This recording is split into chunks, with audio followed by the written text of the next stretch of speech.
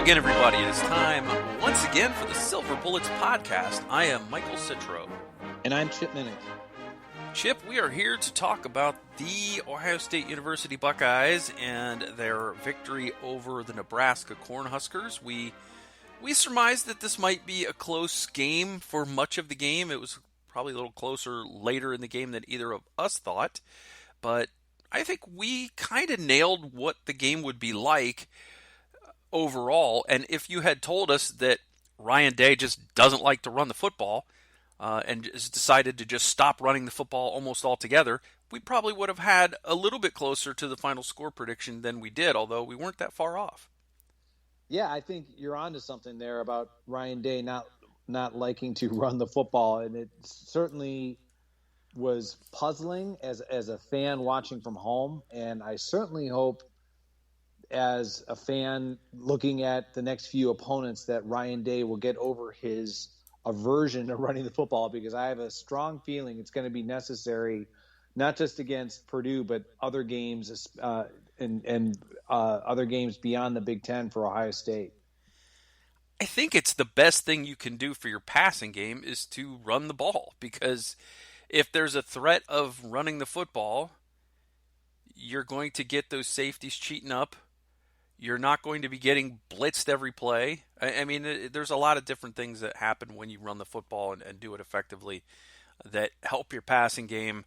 And Ryan Day's a smart guy. He knows this. And he always says he wants to be balanced. But then you see the play calling like it was, and you just have to wonder what is going on. Is he trying to prepare for something else down the road? What is he doing? And I think it's a frustrating part. I didn't get to see a whole lot of the post-game comments, so I don't know if he was asked about certain things, but I mean, one of the really dumbest plays that I've seen in Ohio State history took place in this game with Nebraska one score behind and a first down in the clock running. He tries to throw a pass, they blitz and hit CJ Stroud, the ball comes out, and that could have been a devastating turnover.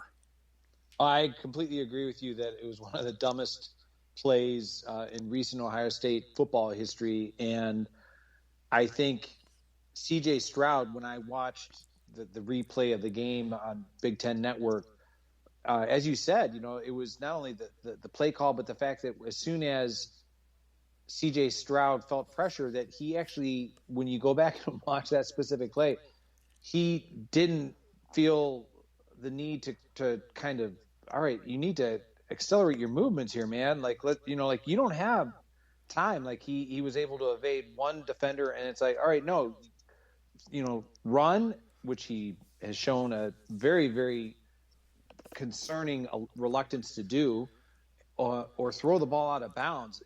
As you said, it was very, very fortuitous that Ohio State was able to recover that fumble on that specific play. Yeah, good hustle by Luke Whippler to preserve the possession. That was a very dangerous play, and of course they ended up not being able to convert, for a first down, because it was I think 2nd and 19 after that play, and they ended up gaining I think about 12 yards on the next two plays or something like that. But it was just curious. The game was 2 hours old in real time before the Buckeyes ran on consecutive downs. I don't think that's ever happened in Ohio State history. I would have to channel my inner Jack Park to try and figure out if that actually is something. But I think that's a very noteworthy point that you just raised, is that, 2 consecutive plays. I mean, it just, the play calling was highly, highly questionable. And, the weather looked nice in Lincoln, but I keep going back to it. We're going into the time of year where you're going to need to be able to run the ball sooner or later. I mean, who am I? I'm not trying to be a doomsday guy here. It's just that sooner or later you're going to have a game in the Big Ten in November where the weather is not ideal for passing, and this complete aversion to running the ball could prove to be disastrous for Ohio State in their goals to repeat as Big Ten champions and get back to the college football playoff. Well, maybe that's it. Maybe Ryan Day figures we have a run game. I'm not worried about it. I know we can run when we need to. So what I'm going to do is accelerate my freshman quarterback's education by just dropping him back over and over and over and getting him more and more reps and letting him see any number of different looks, any number of different blitzes, any number of different coverages. I don't know if that's it. Maybe I'm giving Ryan Day too much credit here, or maybe there is a method to his madness. Well, I'm sure tomorrow, as we're recording this on a Monday night, I'm sure he will get to continue to get those questions from the beat media for his scheduled press conference on Tuesday afternoon at 12 p.m. Because the frustration, just listening to some of the other podcasters that we're associated with Buckeye Scoop, Kevin Noon, Tony Gerdeman, Tom Orr, they were as perplexed as we are about why the complete reluctance to run the ball. I agree with something that Tom said in their immediate reaction, and that is that I guess every coach, and I'm just paraphrasing how Tom referred to it, is every coach has a tell. And the example that Tom gave with Urban Meyer is during close games, Urban Meyer would always revert to the quarterback run, to pick up the first down. Like it was almost like, okay, you pretty much JT Barrett is gonna carry the ball, and get that. Okay, Tom's theory, and I think he's onto something, is that during close, tight games, Ryan Day actually prefers to throw the ball more so. An example being, think back to last December in the Big Ten championship game against Northwestern. Ohio State kept trying to throw the ball. Somehow, some way, somebody was able to persuade Ryan Day, no, we need to be running the ball. And the next thing you know, Trey Sermon explodes for over 300 yards. Right. So, like I said, Tom may be onto something, that maybe this is Ryan Day's tell, that during close, tight games, he prefers to throw the ball, which is, like I said, it's very, very concerning. My point is that if you're running the football, maybe it's not a close, tight game. Okay. You have Trayvon Henderson. Correct me if I'm wrong. Trayvon Henderson, good at football, correct? So far, yeah, the evidence points to yes. Yeah, yes. So you're not using him. And, again, it's one of those things where I'm like, is he just trying to save hits on Trayvon Henderson for the tougher games to come? I just want to believe there's a method to the madness. That's all. He seems like a smart guy. He seems too smart to not do a thing that his team is good at. And, so I'm trying to give him some credit here. And I hope that he's, got some kind of a motive in mind. And even if he does, he's not going to tell us what it is, because then he's tipping his hand. So all we can do is sit here and go, oh, boo-hoo, he's just never lost a conference game. Boo-hoo, we have a coach that isn't doing the things we want him to do, but, oh, yeah, he's really successful. Right. Well, I would just hope that when that first conference game loss comes, that it is not a result of him trying to be smarter, you know what I mean? Like trying to outsmart everybody. Like, no, like just this, we keep going back to that play that nearly was a disaster. Yeah. It was okay. All you had to do was just run the ball, get them to burn their timeouts. You're fine. Okay. You're done. So yeah, and they were already at the cusp of field goal range, so you run the football 3 times. The other thing too is that's why it was so perplexing. Is you get a first down run, Henderson picks up 4 yards. You're on schedule.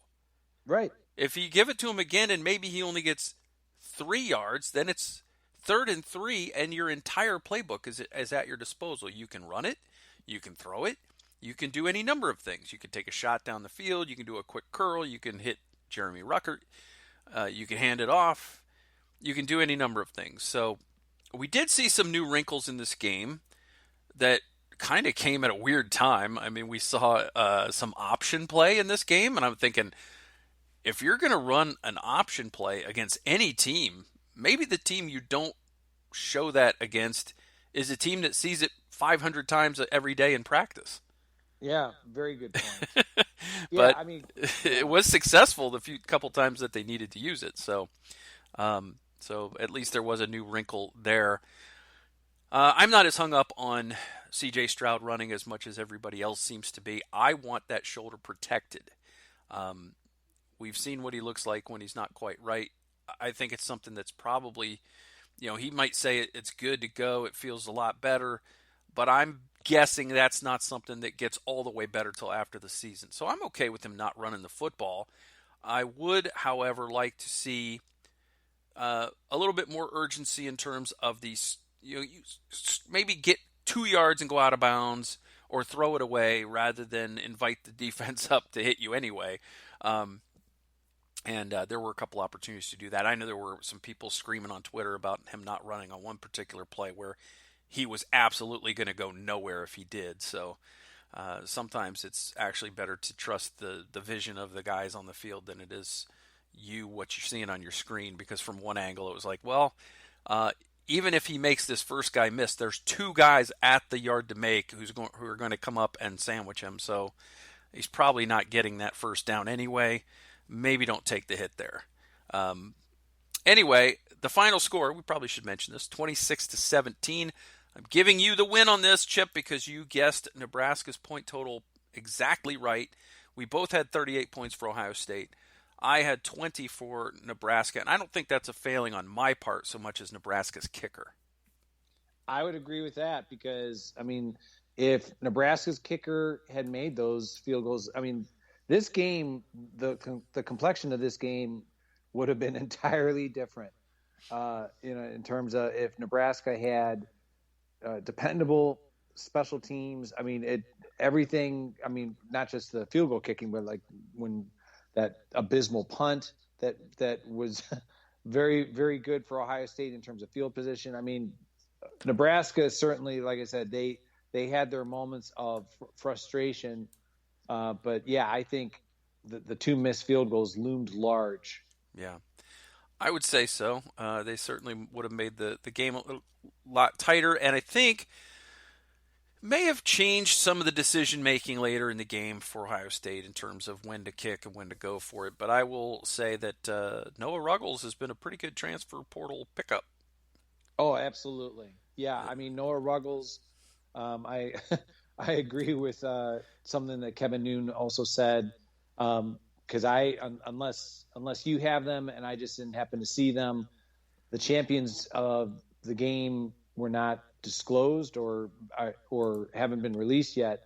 But I agree with something that Kevin said, is that like Noah Ruggles is probably going to be very lonely at the champions because but there aren't that many that are going to be earning that. He's certainly proven to be a tremendous pickup. When I think back to last spring and place kicking looked very, very shaky, he has certainly come in and turned that into a position of strength for Ohio State down the stretch run. Yeah, I think we did get some this afternoon, some champions, and there actually were 6 on offense. Okay. Obviously, Jackson Smith and Jigba. We'll talk more about him in a moment. And Julian Fleming, surprisingly, I think he made. I don't think he did a lot in this game. He had a catch that was not called a catch for some reason on the sideline. Then you had, let's see, Trayvon Henderson, Luke Whippler, Thayer Munford, DeJuan Jones. And on the defensive side of the ball, Ronnie Hickman and Tyreek Smith were the co-players of the game. Sevin Banks, Zach Harrison, Antoine Jackson, Teron Vincent, Denzel Burke, Marcus Williamson, Cody Simon, Steel Chambers, Tommy Eichenberg, kicker Noah Ruggles, and punter Jesse Mirko. Okay. So there you go. Anyway, let us talk about our picks to click. I had Jackson Smith and Jigba. Chip, help me out. Did he click in this game? Oh, he clicked and then some. Yeah, he clicked like a mother. I mean, man, he really, if they would have just tossed a few more his way, he would have set a new record for the most receiving yards in a game for Ohio State, as it was his. He finished his second, but he did have the most catches in a game with 15. Only one touchdown. That was on a short catch that he just made an insane move, and then he just outran everybody once he juked that first guy, and went 75 yards for a touchdown. That was a crazy good play by Jackson Smith-Njigba. You had Jeremy Ruckert. He had 3 catches for 13 yards, no touchdowns. I'm going to say no click on this one. That's fine. I agree with that. In fact, Jeremy Ruckert made some mistakes in this game. He had a couple opportunities to make some plays. He got a penalty on the sideline after an interception. It wasn't Jeremy's best performance of this season, I would say. Yeah, I agree.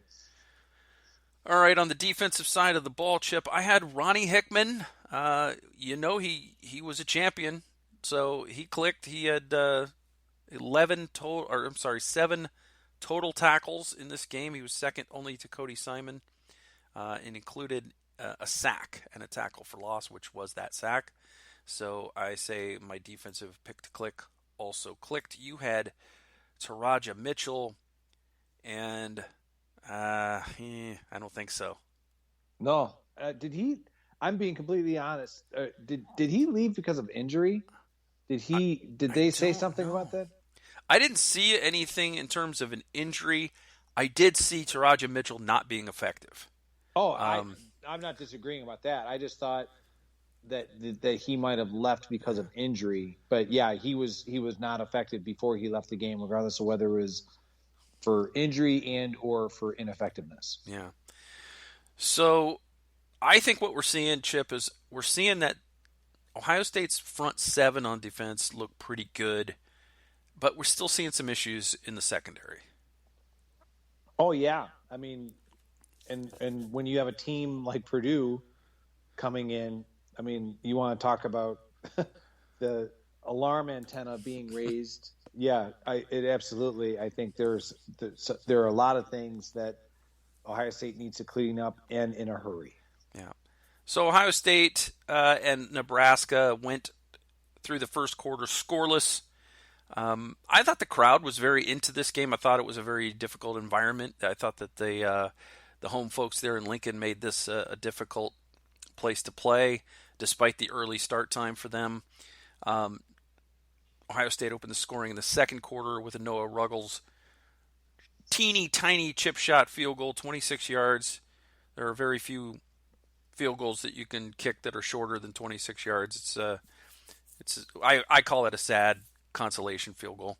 You want a touchdown when you're that close. Then they scored on a 3-yard pass from Chris Olave, and it's 10-0. And you think, okay, things are starting to go here.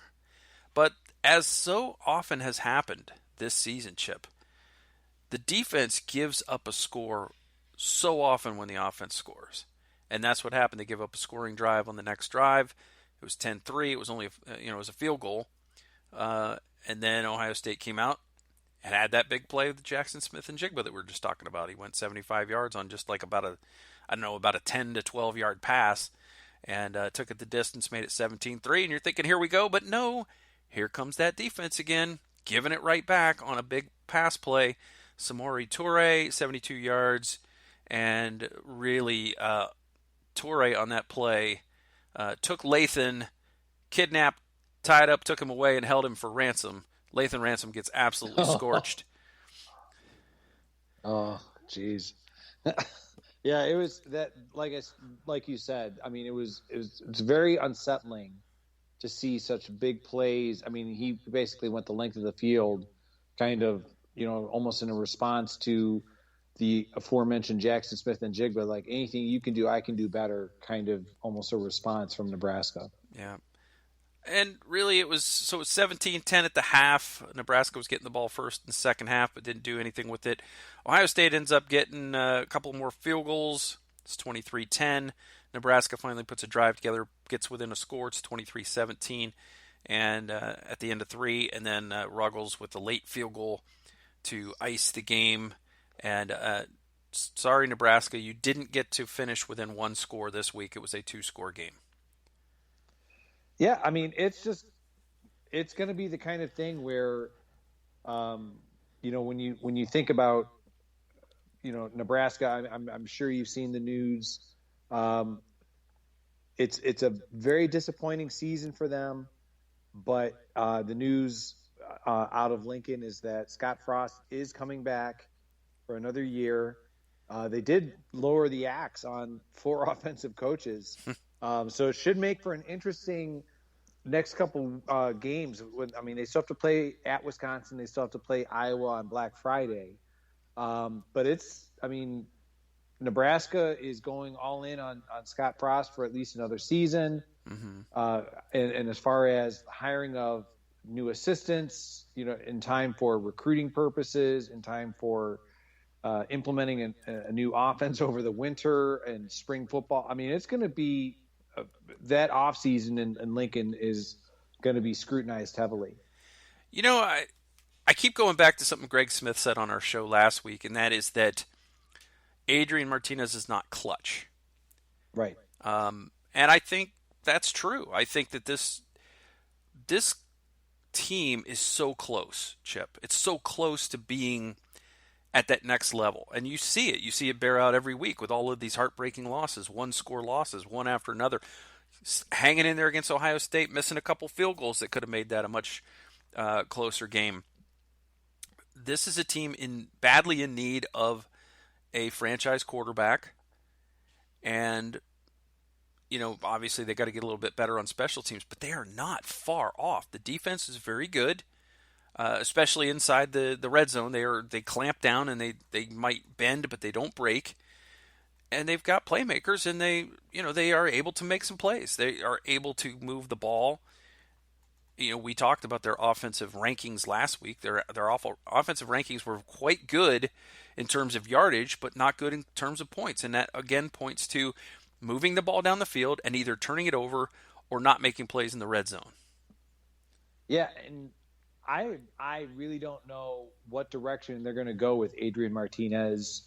I agree with what you said about him not being clutch, but it seems like he's been there for forever. I think he has if he wanted to use another year of eligibility, if you're Scott Frost, what do you do? Because, and I'm just throwing this out there, I agree that he's not clutch, but I haven't heard too much clamoring, in terms of on social media or, by Nebraska fans, like, okay, whoever the backup is, kind of what, almost in a similar vein, like with what Penn State was dealing with the whole Sean Clifford thing. Yeah. You know what I mean? Like, yeah, their depth was decimated by transfers. So, right. I think if you're Scott Frost, you have to do your best recruiting job in the transfer portal. Yeah. Because it's going to be, like I said, 4 new assistants on offense. Scott Frost is heavily involved in the offense now, and kind of leads to wonder, all right, was one of the conditions for him coming back was, all right, you're going to bring in another an offensive coordinator and let that person call the plays, and you take on more of a CEO role versus the hands-on role that you've had? I don't know. I just think, in terms of, like you said, they're not far. This is no, they're not. Well, they're one of the best 7-loss teams I've ever seen. Exactly. How about this? I'm just throwing this out in the universe. Nebraska Cornhusker starting quarterback Jack Miller. You mean the Jack Miller that has been suspended by Ohio State? Yep. Yeah. It's not a bad idea. I don't know, like Jack Miller, depending on how severe the punishment is. Obviously not trying to make light of it because it's a very serious issue. Right. Marcus Hooker was, he was pretty much persona non grata, for a similar offense. And he hasn't really been, seen much of during this season. So yeah, you might be onto something there. And the problem too for Jack Miller is he's already 3rd on the depth chart, and Quinn Ewers is in the system. So you got to figure the writing's on the wall. We have been talking for, I don't know, a year, whenever there's some of these commitments came in, that not all of these quarterbacks are going to finish their careers at Ohio State. So, something like this, I mean, I don't know what Jack was doing that night. Maybe he was feeling a little sorry for himself. I don't know, but it would seem to point to somebody needing a fresh start. Yeah, and this could be it. Yeah. It would be closer to home, not necessarily home, because home is in Arizona, but it'd be closer. And like you said, it might give him an opportunity for that fresh start that maybe he needs. Yeah. I'm not advocating for Nebraska to get better, but I will say Ohio State doesn't get them on the schedule for a while unless they meet in the championship game That's in the next right. couple of years. So, anyway, the final 26-17. Obviously, this is a game where you just have to look at the stats. So Ohio State had 495 yards of total offense, which isn't bad, but they didn't run for 100 yards. And I don't think you could say that Nebraska held them under 100 yards. I think you could say Ryan Day held them under 100 yards rushing. Oh, exactly. Ryan Day certainly did. And, like you said, Trayvon Henderson, maybe he's trying to save carries. All I know is, you have other backs on the roster. Now, granted, Master Teague had, a carry here and there. I maybe they're concerned about the overall health of Master Teague and Mayan Williams. I don't know, but they have to be a lot more, committed to the run than they certainly showed last week against Nebraska. Yeah, it's crazy to me that Master Teague and Mayan Williams combined had 3 carries. Yeah. They averaged 4 yards a carry on their 3 carries. Trayvon Henderson ended up averaging 4.4 yards per carry. He ended up carrying it 21 times, which is surprising to me. I would have thought maybe 14, 15. Right. And he got 92 yards. And again, in the second half, when Nebraska's D-line started to get worn down, he started to get bigger cracks. But then they stopped running it. They just, here you go. Oh, there's 7 yards. Okay, well, here's a pass. It's incomplete. Here's another pass. It's incomplete. We're punting. I just don't understand it, but that's above my pay grade, I guess, those decisions. Well, like I said, I have no doubt that it's going to be a continuing topic, if not tomorrow at the press conference, but, possibly, later on in the week on Ryan Day's radio program that runs on Thursday. I mean, I'm sure that it's going to be something that people are going to be continuing to ask, and maybe that will light a fire under Ryan Day to not be as beholden to throwing the ball and trying to be as balanced as you and I have heard him say that he wants to be. Yeah. I mean, 36 completions and 30 carries, but actually not all of those 30 carries were running plays because that doesn't, some of those were sacks. Some of those negative rushes were sacks, but you shouldn't have more completions than rushing attempts, and passing attempts was 54, which is ludicrous. Yeah. I didn't mind, throwing, I guess, like, that one that is just so glaringly obvious, especially when you're trying to get Nebraska to burn their timeouts. Like at first, Trayvon Henderson was not successful running the ball. But like you said, you stick with it, and by the second half, those cracks are starting to become bigger, and he's starting to get more and more yardage, and then they went away from it. So yeah, puzzling. I will be interested to see what the answers are that come out of that. Is it possible that Ryan Day wasn't tracking it and thought that it was more balanced than it was? Is it possible that because DeJuan Jones started the game on the sideline, I guess he was not feeling well at the beginning of the game. Maybe he felt like with the line shuffling, maybe he shouldn't run the ball as much. I would really be interested to know why it took them so long to run the ball more than one time in a row, and why they didn't really go back to running it more than once in a row after that. So we'll just have to scratch our heads. But at least, all of that said, Ohio State wins the game by 9 points on the road. Not a bad thing with a freshman quarterback, and improves to 8-1, 6-0 in the conference. And now you've got a Purdue team that suddenly is thinking, hey, we can win the West now because Minnesota decided to light their title, their division title hopes on fire against Illinois at home. Yeah, I mean, who would have if you had said to me that Minnesota would in one season lose 2 games, and I had to pick, okay, well, which 2 games, like at this point in the season, Mm-hmm. I don't know what the odds would have been that I mean, like in terms of like if I was like throwing darts at a dartboard, what are the odds that the 2 losses Minnesota would have would be Bowling Green and Illinois?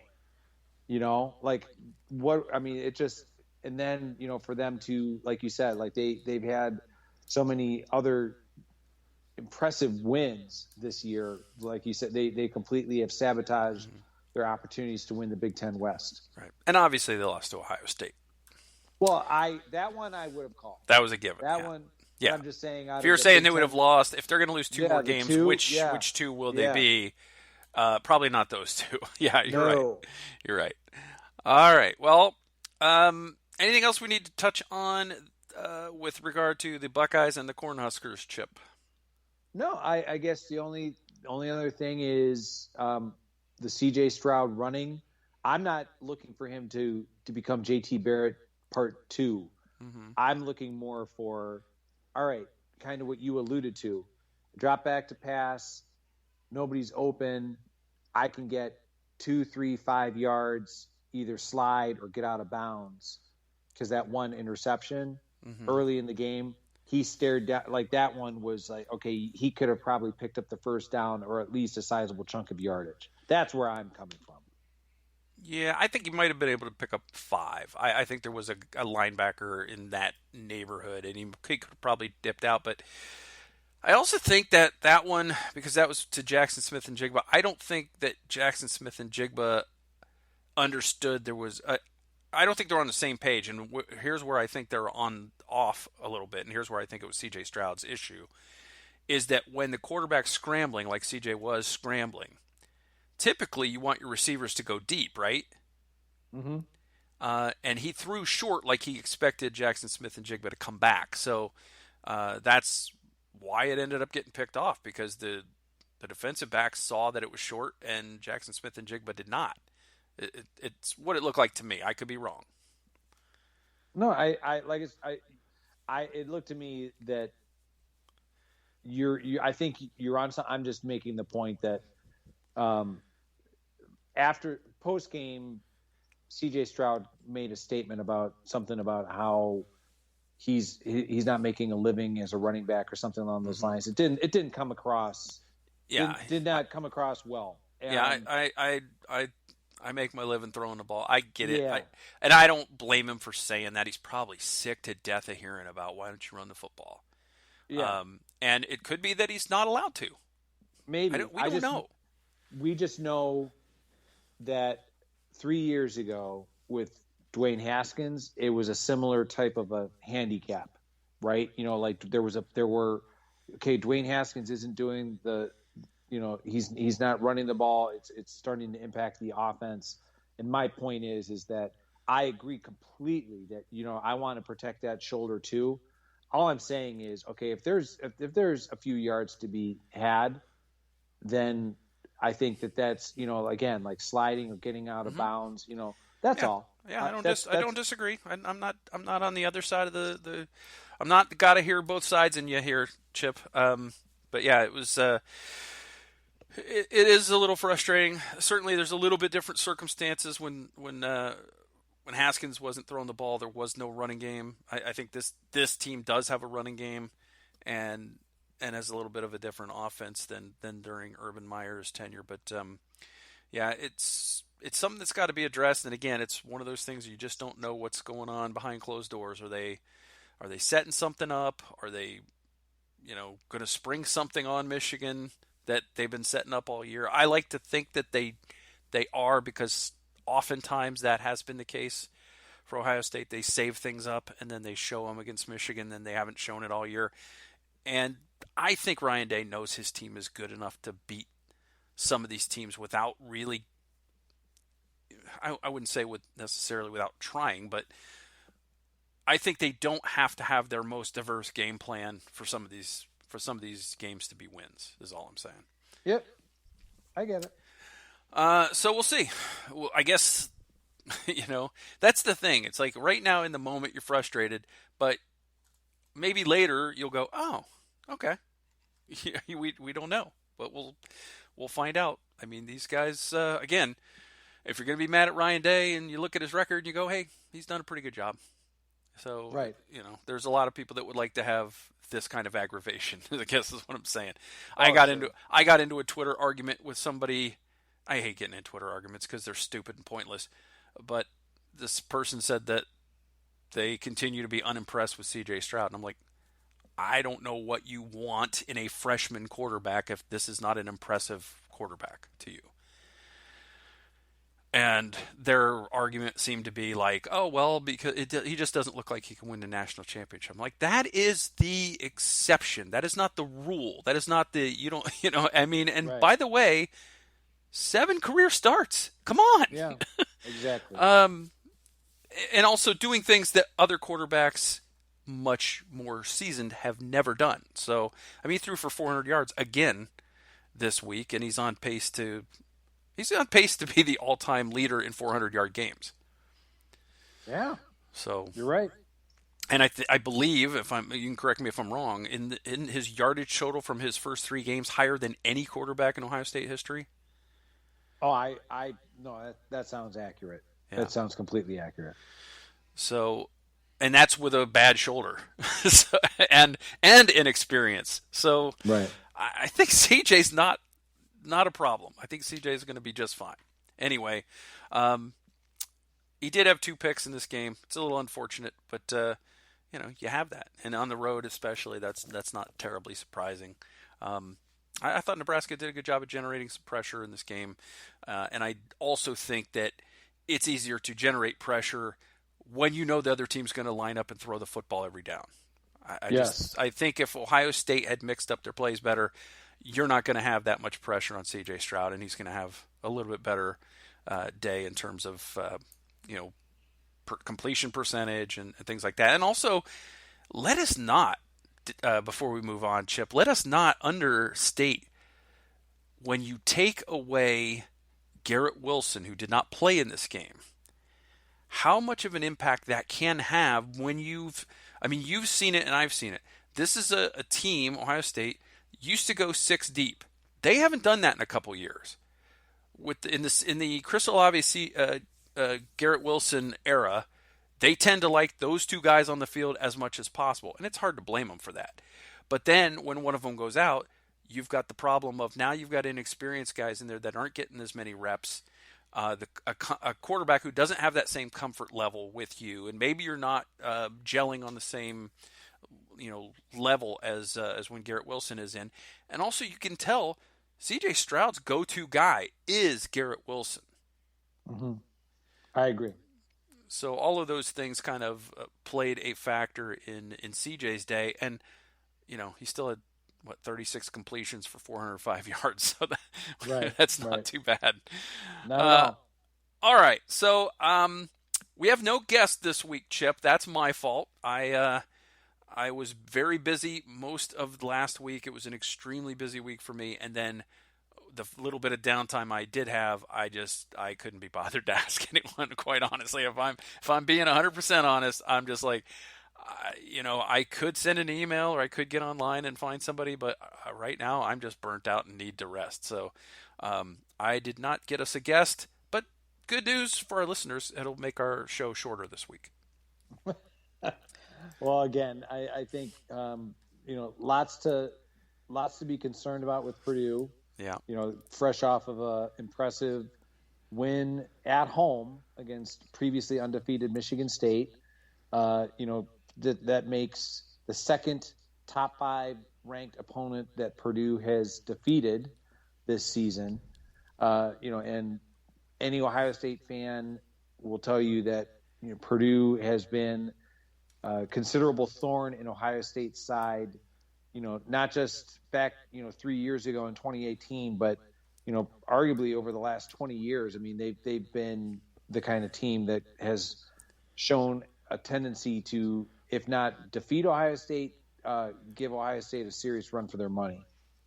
All right, well, we'll get into the Purdue talk In a moment, let's take a quick break, and we'll talk about the Boilermakers, and we'll also take our trip through the Big Ten results. Let's do all of that right after this.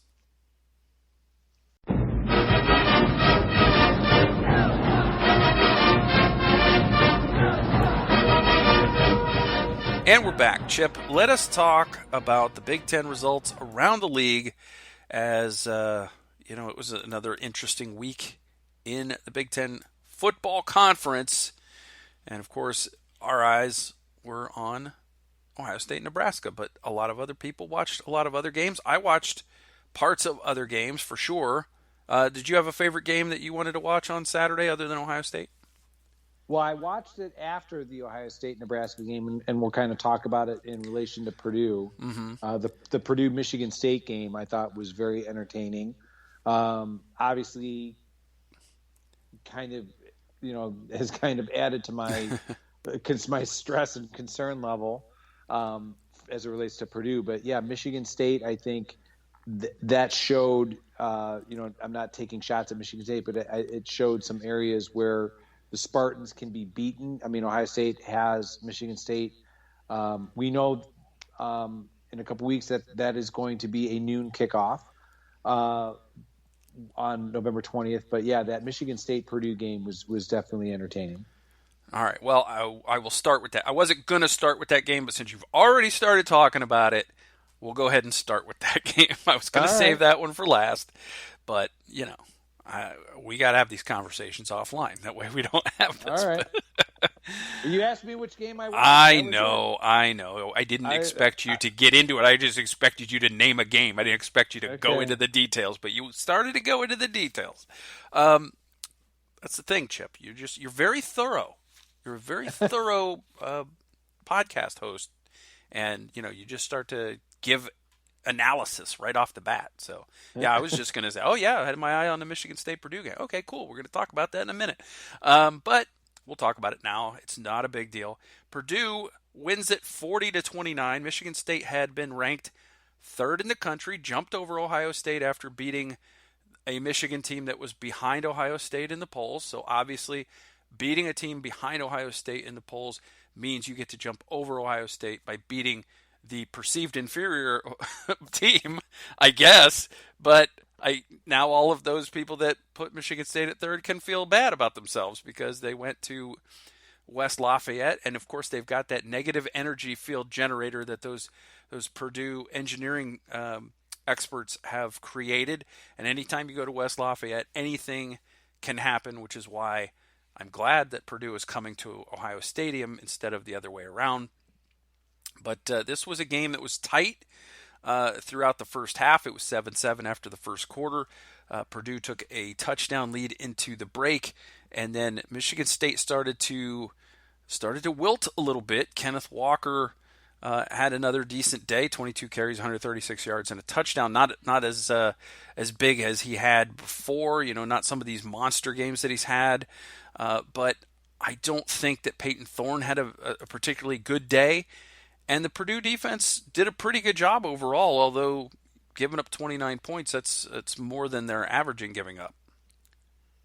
Yeah, I agree with what you said about Peyton Thorne not necessarily having a good day. I mean, I would say probably his shining moment was the touchdown run that he had to kind of aid the Spartans. Michigan State, they were, I don't want to say picked apart defensively. Their secondary, I think any secondary is going to have their hands full when you're trying to cover David Bell of Purdue or some of the other weapons that Purdue has. But yeah, Michigan State, I'm sure a very disappointing loss, but they certainly have nothing to be ashamed about, considering how well they have done so far this season, surpassing certainly my expectations, and I think just about every other college football fans. Yeah. So suddenly Ohio State is the only unbeaten team in conference play in the East, with Michigan State and Michigan each having a loss now. And Michigan State goes down. And this was a game that I'll tell you, Purdue even could have had another 4 points on the board. Aiden O'Connell missed a guy in the end zone. He threw it high and too high to be caught in bounds, and then they had to settle for a field goal. But he threw. You talk about C.J. Stroud threw 54 passes. Aiden O'Connell threw 54 passes. He completed 40 of them for 536 yards and 3 touchdowns. And basically, it was a David Bell show. 11 catches for 217 of those yards. If I'm Ohio State, I'm just putting 2 guys on David Bell and saying, beat us some other way. Unfortunately, when we talk about Purdue, they've got a few other guys besides David Bell. He's the biggest name, and rightfully so. Mm-hmm. But yeah, make him left-handed, man. Make him. Hey, if some other guy can beat you, make him beat you. That's the Bill Belichick way, man. Well, that's exactly what I was going to say. When we start talking about Purdue, I've got some theories as to what I will hope being the operative word that Ohio State will contemplate when we start talking about some potential defensive strategies against Purdue. Mm-hmm. Michigan, the Wolverines hosted the Indiana Hoosiers, and it was a 29-7 win for Michigan. Not terribly impressive considering the fact that Indiana could do nothing on offense. It was 3-0 Wolverines after the first quarter and 17-7 at the half. Indiana just couldn't move the ball, and eventually their defense wore out a little bit. Hassan Haskins ran for 160 yards, but Blake Corum got hurt in this game. Cade McNamara threw for 168 yards and 2 touchdowns. Again, another just efficient, take care of the ball kind of day. And we saw a lot of McCarthy as well in this game. I think McNamara had some. Did he take a knock in that game? I think so. I'm not sure. Like I didn't watch it as closely as I watched the Michigan State Purdue game. I do know that. I agree with what you said. Indiana offensively, they were really struggling. I think right now, I think they're trying to just get through the next 3 games in some way. I'm not trying to mock them. I know. But, take our beatings and get out of here. Oh yeah, it's like okay, all right, this is, it's gone from bad to worse, and the beatings will continue until the morale improves, kind of a thing. It's Donovan McCulley.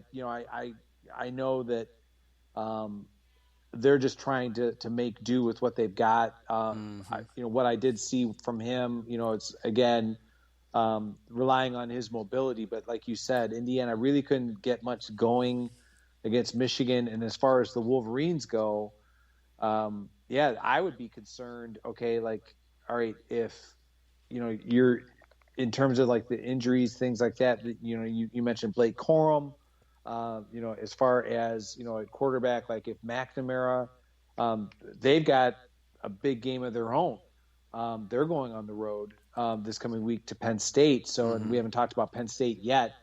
I would be concerned because, beating Indiana soundly and kind of, let's just face it, very unimaginatively, you really don't know how good your team is. Indiana's not really much of a barometer. Yeah. They're going into a tough environment this weekend. And Michigan wins by 22 at home. Ohio State won, I think 54-7 at Bloomington? Yes. Yeah. And again, you can only take so many data points from common opponents, but that doesn't seem great, although again, Michigan is coming off the loss to Michigan State, and maybe that's still affecting them a little bit in this game. But Indiana was good defensively until the defense wore down a little bit, and then it was kind of inevitable at that point. Touched on this earlier, Chip, but the Fighting Birds went to Minnesota, not the other way around, and they came out with a 14-6 win. Getting a 14-0 lead at the half and holding Minnesota 6 measly points in the fourth quarter. That's not what I call rowing the boat. No, it is not. I mentioned this a few weeks ago when we were talking about with Minnesota. You never know which Tanner Morgan you're going to get, and unfortunately for Minnesota, they got the bad Tanner Morgan. Mm-hmm. Now, I don't want to lay the blame exclusively at his feet. Minnesota, we were praising them for being able to run the ball effectively. I don't think that was the case against Illinois. And again, I think, give credit to the Fighting Birds. Like you said, it's like, they had, the big win at Penn State. And then a couple weeks later, they go on the road again, and they have a big win at Minnesota. So it's sandwiched with a home loss to Rutgers. Yeah, that's what I'm saying. It's like that. Those are the frustrating things. But that to me is when you are building the program and you're just trying to get, like you're gonna sometimes have those steps forward and steps back. Mm-hmm. I think if anything, those two big wins. Now, granted, they still have a few games remaining. Like I think they have a bye week this week. But depending on how they finish up the season, these are the kind of things that you can build upon in the offseason if you're Illinois. Chip, don't look now. The Illini are 4-6. There are two games remaining, 2 games from bowl eligibility. One of those games is against Northwestern in their rivalry game. Northwestern's been a dumpster fire this year. Yep. The other game is at Iowa City against an extremely vulnerable-looking Hawkeyes team. Right. The Illini. Are the Illini going to go to a bowl? Are they going bowling this year? That would. I'll tell you what. That would put, if that were to happen, Bert's Coach of the Year. Bert is taking the Kirk Ferentz Coach of the Year trophy. You could be right, although Mel Tucker might have something to say about it before it's all said and done. Mel Tucker might. He very well may. We'll see how the remainder of the season goes for Michigan State, because like some of the other teams that we have to talk about when we look at the Big Ten, I've got some thoughts on that. Okay. Let us go to Piscataway, New Jersey, where Rutgers hosted the Wisconsin Badgers, and it was just a drubbing, 52-3 Badgers. Badgers look like they're back, but all of a sudden, Chip, everybody in the West is 4-2 in conference play, and there's going to be some tiebreakers involved before this thing is all said and done. It's kind of weird. It's like everybody wants to win the East and no one wants to win the West. Yeah. I feel, we were just talking about, kind of building the program. I mean, this is a major setback for Rutgers, because, when you think back to, okay, they had, that tough stretch, talking about the Big Ten East, like they played Michigan tough. They got beat soundly by Ohio State. They lost, to Michigan State. They're trying to build, and then, to be drubbed by Wisconsin, to your point, the Big Ten West is extremely competitive. Wisconsin has finally figured out what they do best. Unfortunately, Rutgers was the unlucky recipient of that newfound confidence that the Badgers suddenly have. Yeah, I would say it wasn't a good day for Rutgers when they allowed Graham Mertz to throw for 240 yards and 3 touchdowns, and did not do my ears deceive me, or did Braylon Allen get injured in this game? I'm not, something that's a good question. I saw that box score. I didn't happen to see, in terms of anything on the internet about any kind of injury to Braylon Allen. If that proves to be the case, that's very unfortunate for Wisconsin, because, as I said a moment ago, they seem to have figured out, we've kind of made a reputation for the last 30 years on running the ball really effectively. Why don't we do that? And if they lose Braylon Allen, that would certainly hamper their efforts at winning that Big Ten West. Yeah, I thought that I had seen that, but I know he won the Big Ten Freshman of the Week this week. So, yeah, I don't know. Maybe he didn't get hurt. I thought that he had picked up a knock in that game, but maybe it wasn't serious. I did not get to see any of that, and I think I might have just heard something about it on one of those between game shows, like the studio shows, that kind of thing. It may not have been anything major. I don't see anything currently scanning the Googles Googs is not Okay. telling me anything. It's Shea Malusi that got hurt. I'm sorry. It's not Okay. Braylon Allen. Yeah, Okay. my bad. It was Shea Malusi, the other Wisconsin running back. Yes. All right, so sorry if any Wisconsin fans are listening to this. I didn't mean to freak you out there. But yeah, Wisconsin's doing what they do. They're running the football. They're playing good defense. And early in the season, they were not running the football very well, and they were playing horrendous defense. And Graham Mertz was terrible. And now, with a running game, Graham Mertz is able to be a lot more successful at what he does. So that's probably half the battle. There is getting the running game going. It makes the Wisconsin offense better because now Graham Mertz can play action off of that, hit his tight ends, roll out, that kind of thing. So let us continue our trip through the Big Ten, and let's go to Evanston, Illinois, where Iowa survives a 17-12 win for the Hawkeyes over the Wildcats, and not an impressive win, but they get another win, and they improve to 4-2 in the Big Ten. They being Iowa, 7-2 overall.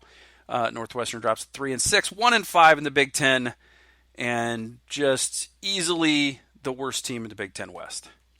Yes. We talked about having to reevaluate some things earlier when we were talking about with Nebraska, and they made some decisions with their in terms of the direction they want to go. I don't know where you begin with Northwestern because this is a new defensive coordinator that was just brought in after the retirement of their longtime defensive coordinator. Following the 2020 season, I don't know what they're doing offensively. I mean, quarterback seems to be just something that they can't seem to figure out. I don't know, like Northwestern, I completely agree. I think easily the worst team in the Big Ten West. And, Pat Fitzgerald, I don't know where you begin, when the season is over. This is one of two games. The other, three games. The others were the Penn State Maryland game and the Rutgers Wisconsin game, where I saw 0 plays of this game. And I saw Spencer Petras was 2 of 4 for 4 yards, and then Alex Padilla played in this game and was 18 of 28 for 172 yards. Neither of them threw for a touchdown, but Iowa with a new quarterback. Not sure if that was from Spencer being injured or being ineffective, but quarterback play in Iowa hasn't been great this year. No, it hasn't. And I think it might have been due to an injury, but I don't think it was anything the way from in terms of like the Big Ten, the final drive show or whatever it's called on Sunday.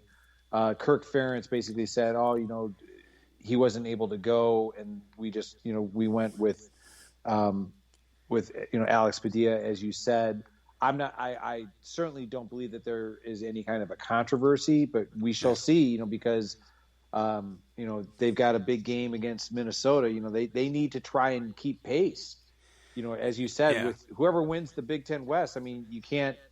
It's going to be an interesting weekend when they host Minnesota. Yeah, everybody's 4-2 over there except for Northwestern. Right. Exactly. And Illinois isn't right. is 3-4, but they look miles ahead of Northwestern at this point. Yes. The final game, Penn State went to Maryland and got back in the win column, 31-14. Big day for Jahan Dotson, 11 catches, 242 yards, 3 touchdowns. As Jackson Smith and Jigba, he was like, I could do that. I could do 240 yards. I don't even need 15 catches to do it. And I'll get in the end zone 3 times. But, 31-14. Penn State gets the win, despite Talia Tungavailoa throwing for 371 yards. He was 41 of 57. I don't think it's a good sign when you have to throw the ball more than 50 times in a game. But, Penn State back in the win column. 6-3 overall, 3-3 in the Big Ten. And here we are. That is our trip through the Big Ten. And, other than Illinois beating Minnesota at Minnesota, and maybe the Purdue game. Not too many surprises. No, but I will say, focusing on the last game, I'm said this before that I think Penn State, as being a spoiler in the Big Ten East, I think they have a prime opportunity this coming weekend when they host Michigan. Now, I'm sure that the fans of Penn State are extremely disappointed that it's a noon kickoff. They don't even get the advantage of the whiteout factor, like we talked about. With the idea, like if it was a 3:30, like it would still be, be like with the darkness and the white pom poms and the loud lion roar and all that stuff that they do. But I like Penn State this coming weekend. I think they're going to put another L in the Wolverines column, and that's why I said as far as Michigan State. I'm not so sure that Mel Tucker. I know that they're hosting Penn State, but I'm not going to be surprised if Penn State can come into East Lansing and knock off the Spartans either. Yeah, I still think that for my money, even if Sparty picks up one more loss this year, I think Mel Tucker's the coach of the year in this conference. He could be. It just really the condition I would say is if Illinois, if they get to that 6-win bowl threshold, they might have something to say about that one too. Yeah, I don't have a vote, so it's not like it makes a big difference. But I think the job that Mel Tucker has done in 1 year, is probably like if they do lose to Penn State and Ohio State, then they'll go 9-3 on the season. That's pretty amazing from where this team was. Oh yeah. And yeah, it's impressive to get Illinois into a bowl game, but still a pretty tough road to beat Iowa. Northwestern, not as much of a problem. But beating Iowa in Iowa City, let's see Burt do that. Although their big wins have come at home, on the road, I should say. Yeah, you never know. Never know. So here's what Burt does. He goes in, he beats Iowa on the road, and then he lays an egg at home against Northwestern. Could be. It's been one of those kind of years. It would not hashtag that's so Burt. Yes, there you go. All right, Chip. Let's turn our attention. We've put this off as long as we can. We have to talk about Purdue. First question, as I always have every year, why is Purdue? Well, I will say this much. I mean, a credit to Jeff Brom for making Purdue far more competitive than I think either of us or most people had projected. They started out 2-1. The one loss that they had at the beginning in their non-conference was at Notre Dame, and I don't think that they played entirely badly. They've had some hiccups. They've had some mistakes, obviously, but what is always concerning as an Ohio State fan, the fact that they can either go on the road or at home and defeat higher ranked teams. So they've certainly improved defensively. Can talk about that in a moment, but yeah, I would say that I'm very, very nervous about this game coming on Saturday. All right. I feel like the problems with Purdue are usually at West Lafayette. Yes, I feel much better having them in the shoe versus being at West Lafayette, where, I don't know, it feels almost like a high school stadium with the lighting, in these night games. And like I said, there's just some kind of weird negative energy there that makes really good teams play really poorly. Yeah. No, I mean, you're absolutely correct. On a personal note, I was in the stands and has nothing to do with like this year's team. When in 2003, when the game against Purdue went into overtime and Ohio State won, and I can also think of in Urban Meyer's first year, the Kenny Guyton hero game. The Guyton game. The Guyton game, 2012. Yeah. So, yeah, I mean, it's the kind of thing where you're absolutely correct. Like when you think of a lot of painful losses to Purdue, they're usually, when you think about as on the Ohio State side, they're usually in West Lafayette. It's just that, Purdue sometimes they've played Ohio State tough in Ohio Stadium. Well, and they did beat Iowa on the road, but Iowa has proven to be maybe a bit of a paper tiger. But we'll see how that goes. I think my first recollection of an issue with Purdue was way back when all the games weren't on TV. And I remember listening to an Ohio State Purdue game on the radio. As I recall, Mike Tomczak lost track of what down it was and threw the ball out of bounds because you didn't used to just spike it. You used to throw it out of bounds. And he threw it out of bounds on a 4th and 2 or something like that. Yep, that's right. I think that might have been, I might get the year wrong, but I want to say it's 1984.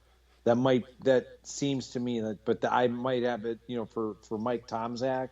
Mm-hmm. You know what I mean? Like that. Yeah, that would have been right around there, I think. Yeah, I mean, but I know what you're talking about. And you're right. Like back in, for our listeners that are like, what are these guys talking about? The game wasn't televised. Yeah, believe it or not. We can have your fancy schmancy cable TV and every game on TV and streaming services and all that. You had I don't know, 6 games televised live, a couple tape delay games, and a couple that weren't on TV at all. Yeah, and I remember distinctly. It has nothing to do with Purdue, but I distinctly recall, like a lot of the games living in the Cleveland area, and they would not be televised until 11 p.m. Saturday night because of whatever kind of arcane rule. It was just like you already knew what the results were, but they would not they wouldn't televise it. But anyway, yeah. Yeah, and remember they weren't national. Like some of them were national ABC games or whatever, but some of them were televised locally, and they were put on by like this company called Raycom Sports. Oh my God! And they were like, you'd have it on a local channel, but it was like, the production was like Raycom, and it was like, okay, this is different. Yeah. Anyway, so Purdue has some interesting numbers, Chip. The passing game is great with Purdue. They're the 8th rated passing team in the country, averaging 332.6 yards per game. But they are the 128th, I think that's 2 from the bottom, rushing offense. Yes. They are only running the ball 76.8 yards per game. Now, that is a problem for some teams, but Purdue throws on almost every down, so it's not really a big deal. They just don't run the football.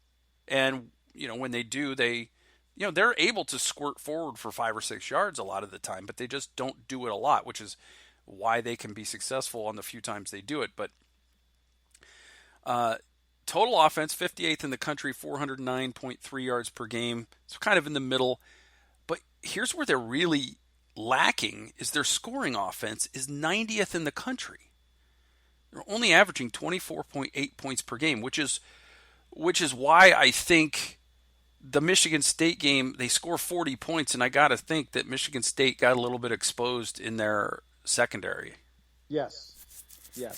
I mean, David Bell's a great receiver. Don't get me wrong. He is going to make some plays on Saturday. But like I said, if I'm Ohio State, I'm putting 2 guys on him. Safety's always on him. A corner's always on him. And then make them beat you some other way. And maybe you put like Denzel Burke on their second receiver and let a corner and a safety tag team David Bell. It's not a bad thought. Like you invoked the name of Bill Belichick, and that's kind of where my thoughts or strategy would be. And like the legendary, Super Bowl between when he was the defensive coordinator of the New York Giants and the Buffalo Bills. My thinking is you're in terms of the stats that you trotted out is you're absolutely correct. I think Purdue they're going to make plays offensively through the air. My thoughts would be, and like kind of like the Belichick philosophy is not necessarily to the extent that he did in that Super Bowl, but that you are dropping more, even including your linebackers, more into coverage and or like possibly going to like maybe exclusively like a nickel or dime between between the 30s, so to speak, because as it gets, as we know, closer to the red zone, more and more difficult to complete those passes, especially, like as you said, when they have such a, anemic running game. You know what I mean? Like that's kind of what that's kind of my thinking is like, okay, David Bell, I think the other wide receiver that I seem to recall from Jackson Anthrop is a name that, like they're going to make their catches. And I think Aiden O'Connell is, as in terms of like 500, he's going to be north of 300 for sure. I feel very comfortable with that. Yeah. Milton Wright is also a guy that they'll hit. But I mean, David Bell has 64 catches for 1,003 yards. He's already over 1,000 yards. Milton Wright is half the number of catches and 368 yards. He's their second leading receiver. So if you take David Bell out of the equation, you take Aiden O'Connell's safety blanket away. We talked about Garrett Wilson. You don't have Garrett Wilson. Things get much different for C.J. Stroud. You take away David Bell and make him beat you some other way, it's going to go a long way toward wrecking what Purdue likes to do and what Purdue leans on. And David Bell's a great player. I mean, how many plays on Saturday did he take like a normal, 15-yard pass and turn it into a 30 or 40-yard play? Right. And Ohio State tried to recruit him. I mean, he had a scholarship offer from Ohio State. He just simply chose to go to Purdue. He would have been in that group with when you're talking, Julian Fleming, Jackson Smith, and like he could have been another one of those guys. And it wasn't that they were not going to take those other guys if David Bell came. Like they desperately wanted David Bell. He just said, he kind of looked at the depth chart and said, no, I can be a star at Purdue, and he has been. Yeah, why not? I mean, we've seen it. We've seen it happen. Guys go somewhere else, and they're looking pretty studly in other uniforms because they just couldn't beat out an Olave and a Garrett Wilson and Jackson Smith and Jigba. So, this is the guy though. David Bell is the guy you stop. You significantly increase your chance of stopping Purdue. Even if one of these other receivers has a career day, he's not likely to have a David Bell career day. Yes. And I mean, let's just hope that Matt Barnes, as the play caller for the defense, that he comes up with some kind of a scheme, like that he doesn't, arrogantly say, regardless of whether it's, Denzel Burke or Seven Banks and you get to try and cover him one-on-one. Yeah. Hopefully that they truly come up with some kind of a scheme to try and take David Bell out of the game plan. Yeah. I don't think that Aiden O'Connell is a great quarterback. I think he's been a serviceable quarterback who can get the ball to David Bell. His percentage is great, but the way that they play the game, you're going to have a high percentage of your completions. 71.6% completion percentage, 2,087 yards, but 12 TDs versus 8 picks is not a great ratio. No, it isn't.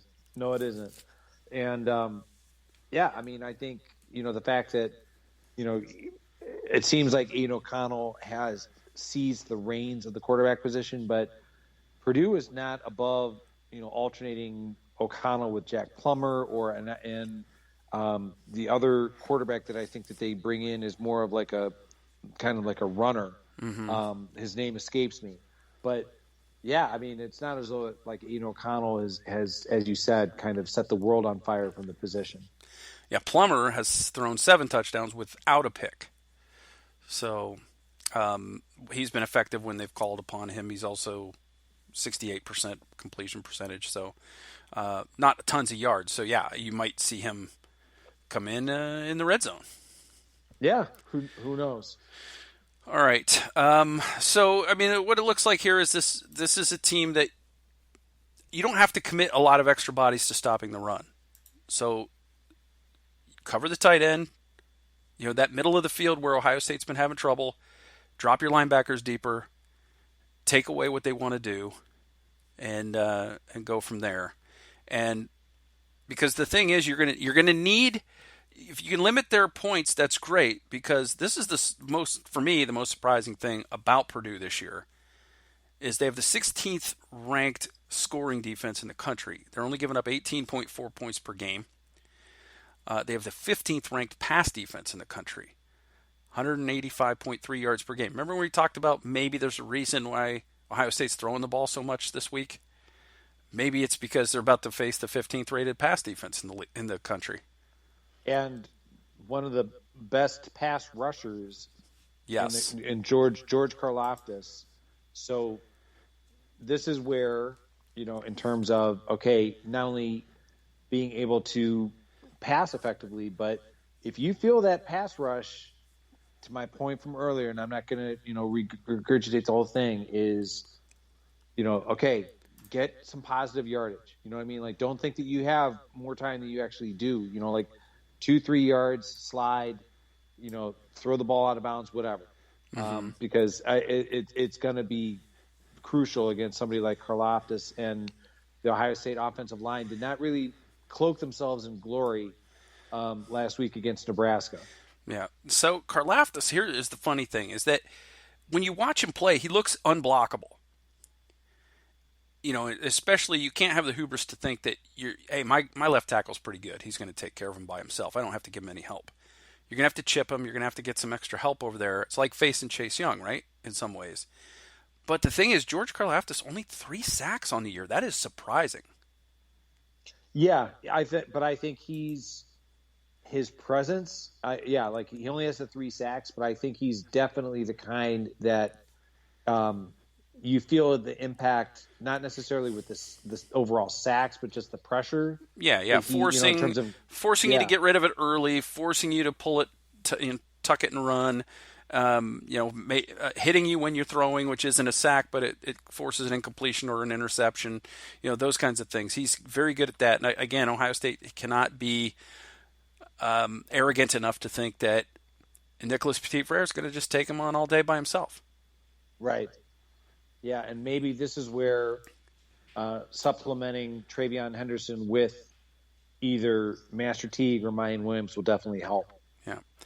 So that's kind of where you need to, when you play Purdue, you have to create some strategy that involves handling David Bell and handling Karlaftis on the other side of the ball. So completing the Purdue defense, 16th scoring defense and 15th rated passing defense, as I mentioned. They're 58th against the run, 143.3 yards per game, and 26th in total defense, 328.7 yards per game. So it seems fairly obvious that running the football more this week than they did against Nebraska might be a good idea. Yes, absolutely. I completely agree. So I think we got it figured out. All we got to do now is call Ryan Day, and we don't even have to actually call him. He'll just listen to this podcast. There you go. And he'll create his scheme. So, with all of that said, what do you think's going to happen on Saturday, Chip? Okay, are you asking for my score prediction? I'm going to start. Let's start with Let's start with our picks to click.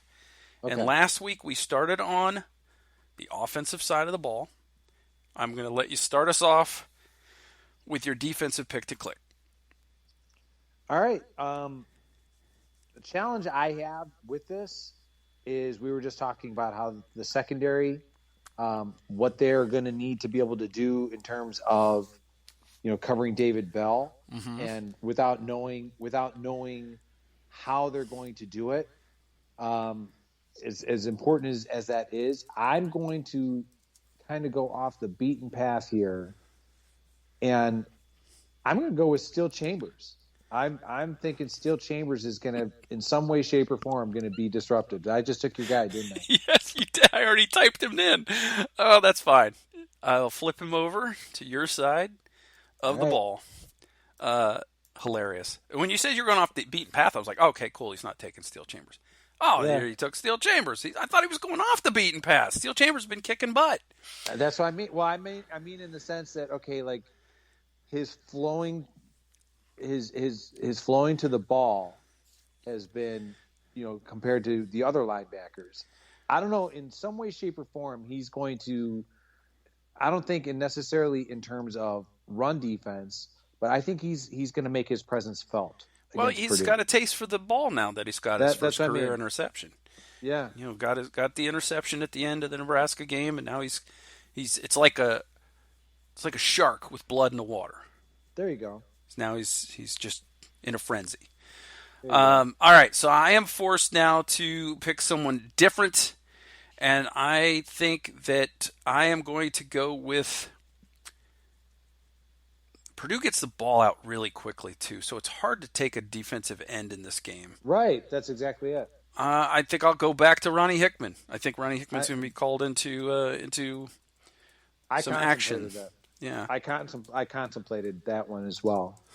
All right, I don't like going back to the well 2 weeks in a row, but we'll do it this time because you took my guy. So that takes us to the offensive side of the ball, and I am taking a guy who I think we've said in the past was pretty much like a free space, but after last week, who knows if he's a free space. I think we return to the ground game, and I'm taking Trayvon Henderson. He's going to return to Trey Dirt and get it in the end zone this week. And then Ryan Day's going to tell everybody to shut up. I had a plan all along. No, it's not. That's not bad at all.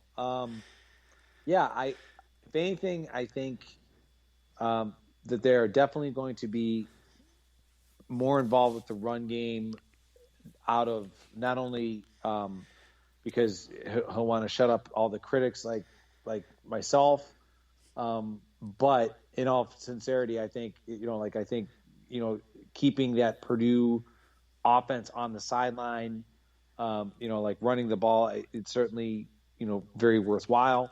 Mm-hmm. That being said, I'm going to, just out of the fact that he missed last week, I'm going to go with Garrett Wilson. All right. Do we know for a fact that he's playing? He said he was good on Twitter. I don't know for certain, but, I mean, he said he was good. I think that they were being precautionary in terms of like with a concussion protocol. Well, that's always a good thing to do. So, all right, I got you down for Garrett Wilson, locked and loaded.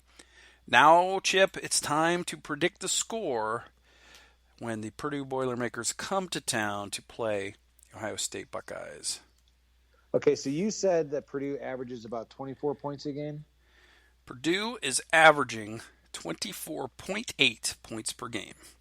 I'm going to say that they're going to exceed their average this weekend, but I'm looking for Ohio State to win. I think it'll be tight game into the fourth quarter. I'm going to go Ohio State 38, Purdue 28. You liking that 38 net number? You had that last week. 38-28 Ohio State. All right.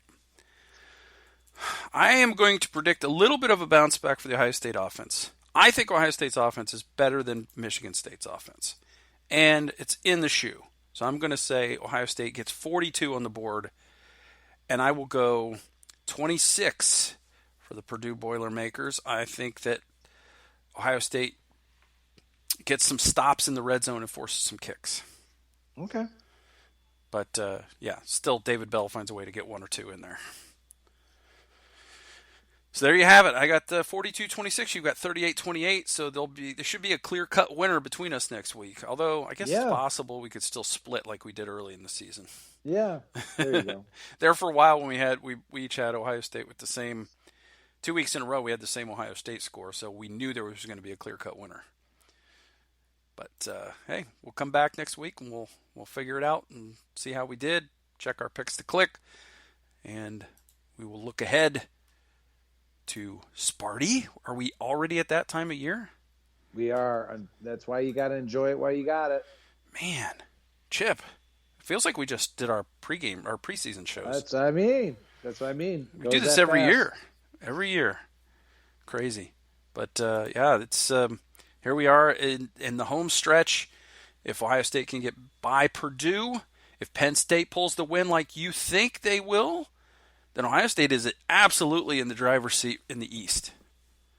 Like I said, it's gonna make these last few weeks of November are going to be must-see TV as it relates to the Big Ten, especially within the Big Ten East. Yeah. Sounds good. All right. That's going to do it, I think, unless you have anything else that you want to discuss while we're here. I think we got it all. All right. Well, obviously we'll come back next week and we will look to see what happened in the game. We'll break it down like we always do. We'll check our picks to click. We'll check our score predictions. We'll break down the game. And as I said, we'll look ahead. There's, I can't believe we're down to our final 3 games, the 13th, the 20th, and the 27th, the game in Ann Arbor. And then if all goes well for Ohio State, there'll be another game in Indianapolis the next week. And who knows? We'll have to see what else transpires around the country. I thought, Cincinnati struggled and got a huge break on that fumble call at the goal line, which I still think he lost it after it broke the plane of the front of the goal line. But that's just one man's opinion, and it was called a fumble on the field. So that was a very, very close call for Cincinnati against Tulsa. Tulsa team that, gave Ohio State some difficulty for a while. Mm-hmm. Right. So you never know what can happen. Again, Alabama struggled with LSU. That game could have gone either way. You never know what's going to happen in college football. This is a year unlike any other. The only team that doesn't seem like it's been affected is Georgia. And who knows how it comes down to the final few weeks of the season. Yeah. All right. Well, that's going to do it for this show. Chip, tell everybody where they can find you on the internet. I can be found on the internet on Twitter at Chip Minnich, last name spelled Minnich, and look for an article from me about the Ohio State-Purdue game later this week on athlonsports.com. Nice. I can be found on Twitter as well. My handle on Twitter is at Mike36Fan. And on BuckeyesScoop.com, I am the grumpy old Buckeye, and I gripe about what I saw on Saturday. Even when Ohio State wins by 50 points, you're still going to get some gripes because that's just the nature of the column. I mean, it's called the grumpy old Buckeye. I'm not going to say a bunch of nice stuff. Come on. That's right. False advertising. Yeah, that's right. All right.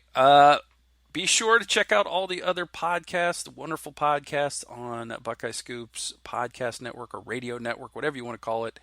Buckeye Weekly, Morning Scoop, all of those, the Sloopcast. These are all good shows with good people that are very knowledgeable, and they do a good job. So go check them out. And, of course, read BuckeyeScoop.com, and we'll be back next week. So the only thing left for us to do, Chip, is that thing at the end that we always do. Go Bucks! Go Bucks!